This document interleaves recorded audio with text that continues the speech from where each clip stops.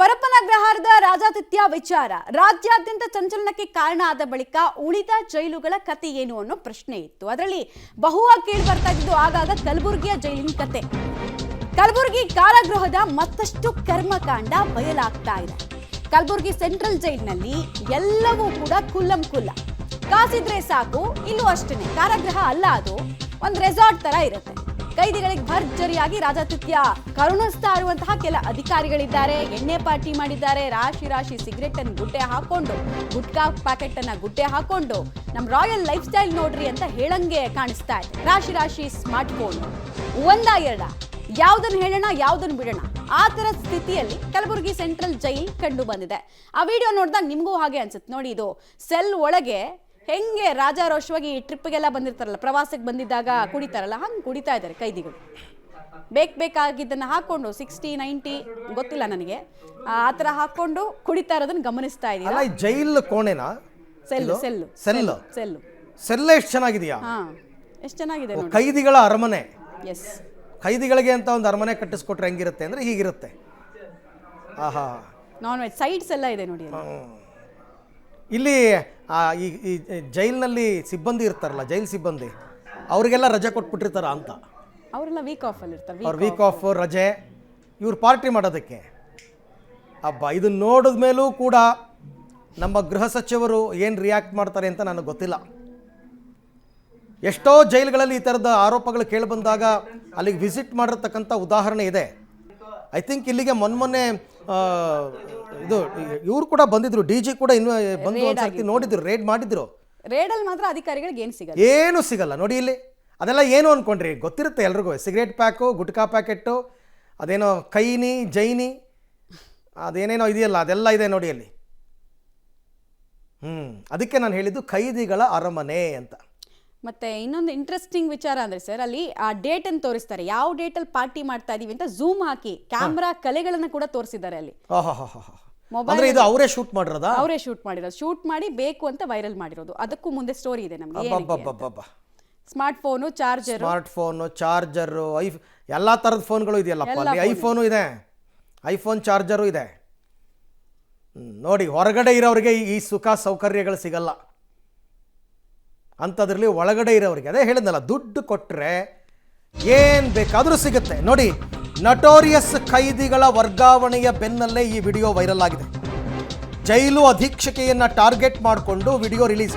ಅಂದರೆ ಈ ನಟೋರಿಯಸ್ ಕೈದಿಗಳನ್ನ ವರ್ಗಾವಣೆ ಮಾಡಿಬಿಟ್ರಲ್ಲ, ಆ ಕೋಪಕ್ಕೆ 2 ತಿಂಗಳ ಹಿಂದೆ ವಿಡಿಯೋ ವೈರಲ್ ಮಾಡಿದ್ದಾರೆ ವೈದಿಗಳು. ರಾಶಿ ರಾಶಿ ಸ್ಮಾರ್ಟ್ ಫೋನ್ಗಳ ವಿಡಿಯೋ ವೈರಲ್ ಆಗಿದೆ. ಮುಖ ಕಾಣದ ಹಾಗೆ ಕ್ಯಾಪ್ ಧರಿಸಿ ವಿಡಿಯೋ ಮಾಡಿದ್ದಾರೆ ಕೈದಿಗಳು. ಅಂದರೆ ಈ ಜೈಲು ಅಧೀಕ್ಷಕಿ ನಟೋರಿಯಸ್ ಕೈದಿಗಳನ್ನು ವರ್ಗಾವಣೆ ಮಾಡಿದ್ರಲ್ಲ, ಆ ಕೋಪಕ್ಕೆ ನೋಡಿ ನಾವು ಜೈಲಲ್ಲಿ ಹೆಂಗಿದ್ದೀವಿ, ನಿಮ್ಮ ಜೈಲು ಅಧೀಕ್ಷಕಿ ಏನು ಕ್ರಮ ತಗೊಂಡಿಲ್ಲ, ನಮ್ಮನ್ನೇನು ಮಾಡ್ಕೊಳಕ್ಕಾಗಲ್ಲ ಅನ್ನೋದಕ್ಕೆ ವಿಡಿಯೋಗಳನ್ನು ವೈರಲ್ ಮಾಡಿದಾರಂತೆ. ಆದರೆ ಬುದ್ಧಿವಂತರು ಅವ್ರು ಯಾರು ಮುಖ ತೋರಿಸಿಲ್ಲ. ಅವರೇ ಪಾರ್ಟಿ ಮಾಡೋದಕ್ಕೆ ಅವಕಾಶ ಮಾಡಿಕೊಟ್ಟಿದ್ದಾರೆ. ಈ ಡೇಟಲ್ಲಿ ಜಾಯ್ನ್ ಆದರೂ ಈ ಡೇಟಲ್ಲಿ ಪಾರ್ಟಿ ಮಾಡಿದ್ದೀವಿ ನಾವು ಅನ್ನೋ ತಾತ್ಪರ್ಯ. ಜೈಲಿನಲ್ಲಿರುವಂತಹ ಕೈದಿಗಳು ಜೈಲು ಅಧೀಕ್ಷಕಿ ಮೇಲೆ ಸೇಡ್ ತೀರಿಸ್ಕೊಳ್ತಿರೋ ರೀತಿ, ರಿವೆಂಜ್. ಈ ಬಗ್ಗೆ ಮತ್ತಷ್ಟು ಮಾಹಿತಿ ನನ್ನ ಕೊಲೀಗ್ ಪ್ರವೀಣ್ ರೆಡ್ಡಿ ಅವರಿಂದ ಪಡೆಯೋಣ. ಪ್ರವೀಣ್, ಇದು ಆ ನಟೋರಿಯಸ್ ರೌಡಿಗಳನ್ನ, ಕೈದಿಗಳನ್ನ ವರ್ಗಾವಣೆ ಮಾಡಿದ್ದಕ್ಕೆ ಜೈಲು ಅಧೀಕ್ಷಕಿ ಮೇಲೆ ಜೈಲಲ್ಲಿ ಇರ್ತಕ್ಕಂಥ ಕೈದಿಗಳು ಸೇಡ್ ತೀರಿಸ್ಕೊಳ್ತಾ ಇರೋ ರೀತಿನ ಈ ಥರ ವಿಡಿಯೋಗಳನ್ನ ವೈರಲ್ ಮಾಡಿಬಿಟ್ಟು. ಅರವಿಂದ್, ಏನಂದ್ರೆ ಕಲಬುರಗಿಯ ಕೇಂದ್ರ ಕಾರಾಗೃಹದಲ್ಲಿ ಅಧೀಕ್ಷಕಿಯಾಗಿ ಏನಂದ್ರೆ ಅನಿತಾ ಅವರು 14ನೇ ತಾರೀಕು ಜಾಯ್ನ್ ಆಗ್ತಾರೆ, ಅಕ್ಟೋಬರ್ 14ರಂದು. ಆ ಜಾಯ್ನ್ ಆದ ಬಳಿಕ ಏನಂದ್ರೆ ಅವತ್ತೇ ಪಬ್ಲಿಕ್ ಟಿವಿಯಲ್ಲಿ ಎಕ್ಸ್ಕ್ಲೂಸಿವ್ ಆಗಿ ಅಲ್ಲಿ ನಡೀತಾ ಇರುವಂತಹ ಕೈದಿಗಳ ಹೈಫೈ ಲೈಫ್ ಬಗ್ಗೆ ವರದಿಗಳು ಕೂಡ ಪ್ರಸಾರ ಆಗುತ್ತೆ. ಅದಾದ ಬಳಿಕ ಜೈಲಿನಲ್ಲಿ ಕಟ್ಟುನಿಟ್ಟಾಗಿ ಕ್ರಮಗಳನ್ನು ಅಧೀಕ್ಷಕಿ ಅನಿತಾ ಅವರು ತೆಗೆದುಕೊಳ್ತಾರೆ. ಅಲ್ಲಿ ಬೀಡಿ ಆಗಿರ್ಬೋದು, ಸಿಗರೇಟ್ ಆಗಿರ್ಬೋದು, ಮದ್ಯಪಾನ ಇವೆಲ್ಲವನ್ನು ಕೂಡ ಬಂದ್ ಮಾಡಿಸ್ತಾರೆ. ಅದೇ ರೀತಿಯಾಗಿ ಹೊರಗಡೆಯಿಂದ ಬರ್ತಾ ಇರುವಂತಹ ಗಾಂಜಾಕ್ಕೂ ಕೂಡ ಬ್ರೇಕ್ ಹಾಕ್ತಾರೆ. ಅದಾದ ಬಳಿಕ ಏನಂದ್ರೆ ಅಲ್ಲಿರುವಂತಹ ಕೆಲ ಸಿಬ್ಬಂದಿಗಳು, ಪ್ರಮುಖವಾಗಿ ಏನಂದ್ರೆ ಆ ಜೈಲಿನ ಸಿಬ್ಬಂದಿಗಳೇ ಈ ಒಂದು ಕೈದಿಗಳ ಜೊತೆ ಕೈ ಜೋಡಿಸಿ ಏನಂದ್ರೆ ಯಾವ ರೀತಿಯಾಗಿ ಅಧೀಕ್ಷಕಿಯನ್ನು ಹಣೆಯಬೇಕು ಎಂಬುದರ ಬಗ್ಗೆ ಆ ಕೈದಿಗಳ ಜೊತೆ ಏನಂದ್ರೆ ಒಂದು ರೌಂಡ್ ಮಾತುಕತೆ ಆಗುತ್ತೆ. ಅದಾದ ಬಳಿಕ ಏನಂದ್ರೆ ಅವರೇ ಒಂದು ಕೆಲವು ನ್ಯೂಸ್ ಪೇಪರ್ಗಳನ್ನು ಕೂಡ ಕೈದಿಗಳಿಗೆ ಕೊಡ್ತಾರೆ. ಅದಾದ ಬಳಿಕ ಆ ಒಂದು ಡೇಟ್ಗಳನ್ನು ಬೇಕು ಅಂತಾನೆ ಮೆನ್ಷನ್ ಮಾಡ್ತಾರೆ. ಅಂದ್ರೆ ಅಕ್ಟೋಬರ್ 16ರಂದು ನಾವು ಕಲಬುರಗಿಯ ಕೇಂದ್ರ ಕಾರಾಗೃಹದಲ್ಲಿ ಈ ರೀತಿಯಾಗಿ ಎಣ್ಣೆ ಪಾರ್ಟಿ ಮಾಡಿದ್ವಿ. ಅಂದ್ರೆ ಇದರ ಒಂದು ಹೊಣೆಯನ್ನು ನೇರವಾಗಿ ಅಧೀಕ್ಷಕ್ಕೆ ಹೊರಬೇಕು ಅಂತೇಳಿ ಈ ರೀತಿಯಾಗಿ ಏನಂದ್ರೆ ಎಂಟೈರ್ ವಿಡಿಯೋಗಳನ್ನು ಮಾಡ್ಕೊಡ್ತಾರೆ. ಅದೇ ರೀತಿಯಾಗಿ ಇಬ್ಬರು ಕೈದಿಗಳು ಅಂದ್ರೆ ಸೆಲ್ನ ಒಳಗಡೆ ಅಂದ್ರೆ ಮಾತುಕತೆ ಆಡ್ತಾರೆ. ಅಂದ್ರೆ ಹಣಕಾಸಿನ ಬಗ್ಗೆ ಅಧೀಕ್ಷಕಿಗೆ ಎಷ್ಟು ಹಣ ಕೊಡಬೇಕು ಏನು ಅಂತ. ಇದೆಲ್ಲವೂ ಕೂಡ ಪಕ್ಕಾ ಪ್ರೀ ಪ್ಲಾನ್ಡ್ ಆಗಿ ಈ ಕೈದಿಗಳು ಏನಂದ್ರೆ ಅಧೀಕ್ಷಕೆಯನ್ನು ಹಣಿಯಲು ಮಾಡಿದಂತಹ ವಿಡಿಯೋಗಳು ಅಂತೇಳಿ ಮೇಲ್ನೋಟಕ್ಕೆ ಸ್ಪಷ್ಟವಾಗಿ ಗೊತ್ತಾಗುತ್ತೆ. ಖುದ್ದು ಏನಂದ್ರೆ ಆ ಸುರೇಶ್ ಮುಖಾಂತರ ಹಣ ಎಷ್ಟು ಕೊಡಬೇಕು ಏನು ಅಂತೇಳಿ ಮಾತುಕತೆ ಆಡ್ತಾರೆ. ಕೇವಲ ಮಾತುಕತೆ ಆಡಿದ್ದನ್ನು ಯಾರೋ ವೈರಲ್ ಮಾಡಿದ್ರೆ ಹಲವು ಪ್ರಶ್ನೆಗಳು ಎದುರಾಗ್ತಾ ಇದ್ವು. ಆದ್ರೆ ನ್ಯೂಸ್ ಪೇಪರ್ನಲ್ಲಿ ಒಂದು ಡೇಟ್ಗಳನ್ನು ತೋರಿಸ್ತಾರೆ. ಡೇಟ್ಗಳನ್ನು ತೋರಿಸಿ ನಂತರ ಅವರ ಮಾತುಕತೆ ವಿಡಿಯೋಗಾಗಿರ್ಬೋದು, ಅದೇ ರೀತಿ ಎಣ್ಣೆ ಪಾರ್ಟಿ ಇದೆಲ್ಲವನ್ನು ಇಟ್ಕೊಂಡು ಅಧೀಕ್ಷಕಿ ಅನಿತಾ ಅವರಿಗೆ ಈ ಹಿಂದೆ ಅವರು ಬ್ಲಾಕ್ ಮೇಲ್ ಅನ್ನು ಮಾಡಿರ್ತಾರೆ. ಈ ಒಂದು ಬ್ಲಾಕ್ ಮೇಲ್ನ ನಂತರ ಖುದ್ದು ಅಧೀಕ್ಷಕಿಯವರು ಕಲಬುರಗಿಯ ಪೊಲೀಸ್ ಆಯುಕ್ತರಿಗೆ ಒಂದು ದೂರನ್ನು ಕೊಡ್ತಾರೆ.